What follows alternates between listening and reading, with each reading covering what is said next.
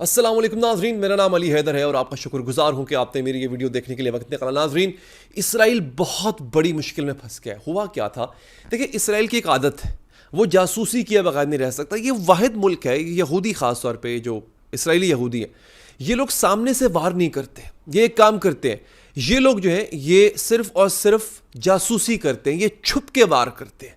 अच्छा, इंटरेस्टिंग चीज़ ये है कि ये लोग अपने दोस्तों की भी जासूसी करते हैं। यूरोप के अंदर इस वक्त एक बहुत बड़ा नेटवर्क है जो पकड़ा गया है, जिन्होंने, जो कि इसराइली है, जो मुसाद का नेटवर्क है, और ये लोग अपने ही यूरोपियन कंट्रीज के सरबराहान, उनके प्राइम मिनिस्टर्स की जासूसी किया करते थे।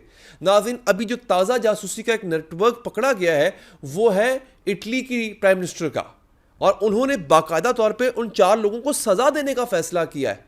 आपको मैंने याद है पहले बताया था कि बरतानिया के जो साबिक प्राइम मिनिस्टर बोरिस जॉनसन थे, उन्होंने कहा था कि एक दफ़ा नेतन्याहू मुझसे मिलने मेरे दफ्तर आया, उसने कहा मुझे वॉशरूम जाना है, बाथरूम जाना है। बाथरूम जाने के बहाने मेरे बाथरूम में ही जाके वहां पे एक लिसनिंग डिवाइस इंस्टॉल करके चला गया।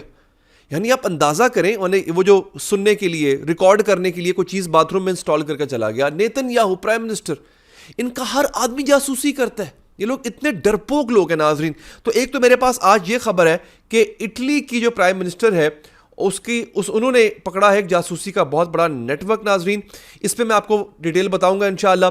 फिर कहा यह जा रहा है कि 50,000 इजरायली जो फौजी है ना, वो एक लबनान का छोटा सा गांव तक कैप्चर नहीं कर पाए, एक गांव तक नहीं पकड़ पाए हैं वो।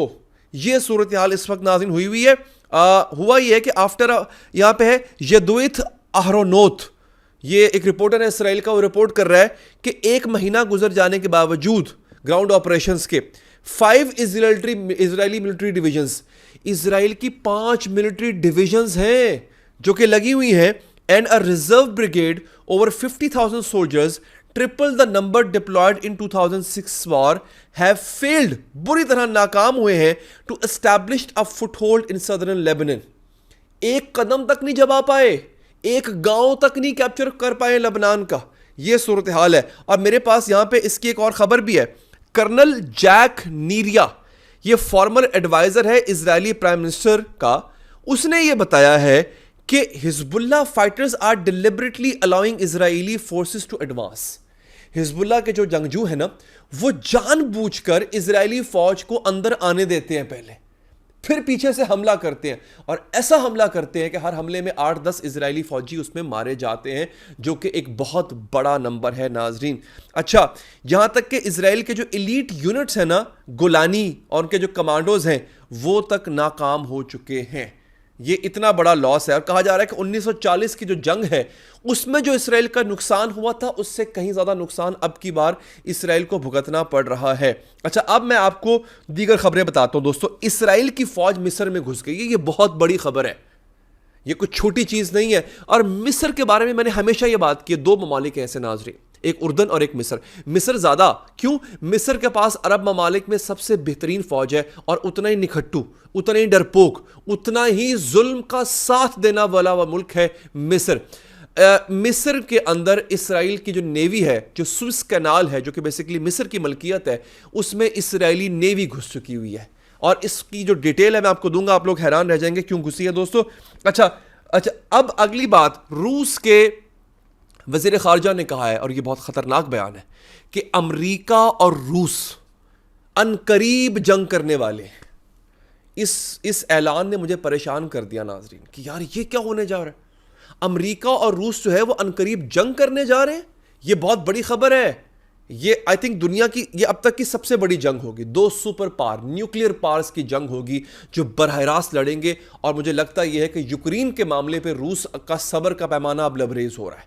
वो अब अमेरिका को सबक सिखाएगा ही सिखाएगा। रूस कई दफ़ा कह चुका है कि यूक्रेन के मामले में मेरे सब्र का जो पैमाना है वो अब बहुत हद तक लबरेज हो चुका हुआ है। अच्छा, फिर अमेरिका चीन से भी जंग करने को तैयार है, यह भी न्यूयॉर्क टाइम्स की रिपोर्ट है। न्यूयॉर्क टाइम्स ये बात कह रहा है। तो ये बहुत खतरनाक और हिला देने वाली खबरें जो मैं आपको देने जा रहा हूं। सबसे पहले मैं आगाज करता हूं बड़ी खबर का, जो मेन खबर है नाज़रीन इस वक्त। नॉर्थ कोरिया ने अपना एक मिसाइल टेस्ट किया, और कहा जा रहा है कि अब तक का सबसे घातक मिसाइल टेस्ट है नाज़रीन। Israeli Mossad implicated in an espionage scandal targeting Italian Prime Minister Giorgia Meloni and senior officials. 4 arrested according to Yedioth Ahronoth. Mossad के 4 लोग पकड़े गए हैं, इटली के प्राइम मिनिस्टर की जासूसी कर रहे थे। नाजरीन, ये एक बहुत ही जिसे कह लें कि ख़तरनाक खेल है। और अब इस इटली के जो और जो यूरोपियन कंट्रीज़ के जो इनके दोस्त ममालिक हैं वो इनसे खफा होते जा रहे हैं। एक खबर और ले लीजिए नाज़रीन, ग्लोबल आई न्यूज़ की खबर है। वो कहता है कि the United States deployed B-52 bombers, fighter jets, refueling aircraft and navy destroyers to the Middle East. मशरक़ वस्ता में उन्होंने अपना B-52 तैयारा जो कि एटम बम गिराने की सलाहियत रखता होता है, फाइटर जेट्स, रिफ्यूलिंग एयरक्राफ्ट और एयरक्राफ्ट कैरियर वहां पर डिप्लॉय कर दिया है। इसका मतलब नाजरीन ये है कि अमेरिका बराह रास्त इस जंग में कूदने जा रहा है। ये जंग अब छोटी नहीं रहेगी, ये बहुत बड़ी होने जा रही है। नाजरीन, इस जंग का जो खमियाजा है वो बहुत बड़ों को भुगतना पड़ेगा। टाइम्स ऑफ इंडिया की खबर सुन लीजिए। वो कहते हैं कि इजरायली जो प्राइम मिनिस्टर ऑफिस है वहां से एक खुफिया खबर लीक हो गई है। ये अब खबर आपको डेफिनेटली सुनने में मजा आएगा। वो खबर क्या है नाजरीन? अच्छा, Netanyahu aide switch sides amid IDF's non stop aggression.